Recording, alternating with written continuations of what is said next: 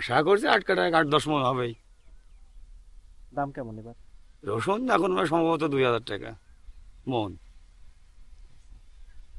এই দাম যদি থাকে তাতে লস হবে না লাভ হবে? চাষি লস হবে। কেন? সারের দাম বেশি, পানির দাম বেশি, শ্রমিকের দাম বেশি, সমস্ত কিছুর দাম বেশি, যার কারণে চাষি এই 2000 টাকা রসুন বিক্রি করে লস হবে। মিলন কি করেন আপনি? আর এখন বর্তমান কৃষিকাজ করি। কিসে? এটা কিসের জমি? রসুন রসুন কতটুকু আছে? 8 কাঠা। 8 কাঠা। কি জি। কি আছে জমিতে? মরিচ গাছ আছে আর রসুন আছে। রসুন। তো রসুন সম্পর্কে বলেন, রসুনের আসলে কেন কি কারণে চাষ করলেন, আসলে সুবিধা অসুবিধা? চাষ করা তো মূলত কিছু পয়সার বিনিময়, খেতে লাগে, বিক্রি করা লাগে, সমস্ত কিছুতেই দরকার হয় রসুন। এর জন্য আমরা রসুন চাষ করে থাকি। কতটুকু জমিতে? আমার রসুন বেশি নেই, ওই 8 কাঠা মতো তো আছে। আর পেঁয়াজ? পেঁয়াজ আছে প্রায় 3 বিঘা। 3 বিঘা। ভালো কোনটা? ভালো ওই নিচে ওইটা। মানে পেঁয়াজ ভালো না রসুন ভালো? রসুন ভালো, কি সরি পেঁয়াজ ভালো। আর রসুন? রসুন একটু তেমন একটা ভালো হয়নি, মোটামুটি আর কি। আচ্ছা, কতটুকু বললেন? 8 কাঠা। 8 কাঠা।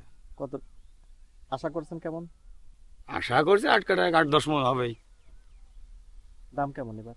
রসুন এখন সম্ভবত 2000 টাকা মন। এই দাম যদি থাকে তাতে লস হবে না লাভ হবে? চাষি লস হবে। কেন? সারের দাম বেশি, পানির দাম বেশি, শ্রমিকের দাম বেশি, সমস্ত কিছুর দাম বেশি, যার কারণে চাষি এই 2000 টাকা রসুন বিক্রি করে লস হবে। লস হবে। জি। বর্তমান দাম জানেন? বর্তমান আদা তো ভালো না, 2000 টাকা যাচ্ছে কোন? মন। এই 8 কাঠা খরচ কেমন কি হয়েছে? এ খরচ তো অত হিসাব করে রাখি, দেখ মোটামুটি ভালোই হয়েছে আর কি। তাতে খরচ উঠবে না? এই রসুনে খরচ উঠবে না এবার, কারণ হচ্ছে 1 কেজি সার আপনার পাওয়া যাচ্ছিল না, দাম বেশি। ডিলারের কাছে গেলেও সিরিয়াল দিয়ে নেওয়া লাগছে, কয়জন পাবে, সে পাওয়ার লোক নেই তো। যার শক্তি আছে সেই পাইছে, যার শক্তি নেই সার ততটা পায়নি। এখানেও ভোগান্তি? এখানেও ভোগান্তি, লাইন দাঁড়া সার নেওয়া লাগেছে। পেঁয়াজে? পেঁয়াজ মোটামুটি ভালোই হয়েছে, খরচও হয়েছে। কাটা বিঘা প্রতি 30,000,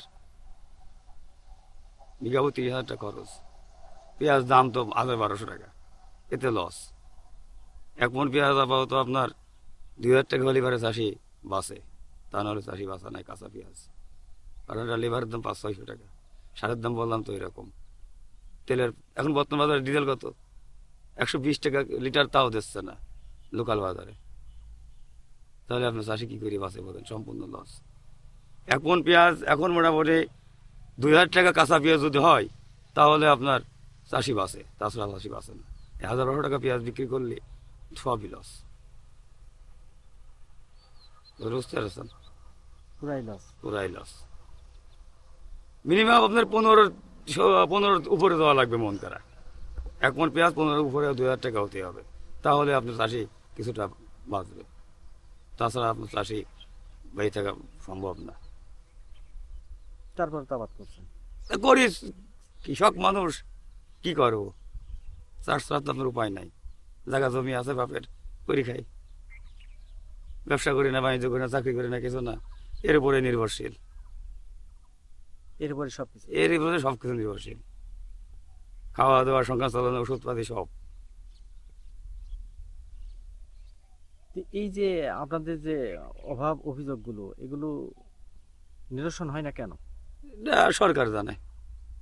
সরকার থেকে বাইরে থেকে আমদানি না করে তাহলে তো আমাদের বাংলাদেশে যত পরিমাণ পেঁয়াজ মানে উৎপাদন হচ্ছে, সেটা তো আপনার বাইরে থেকে যদি আপনার সরকার না আমদানি করে তাহলে কিন্তু চাষিরা মানে কিছুটা লাভবান হয়।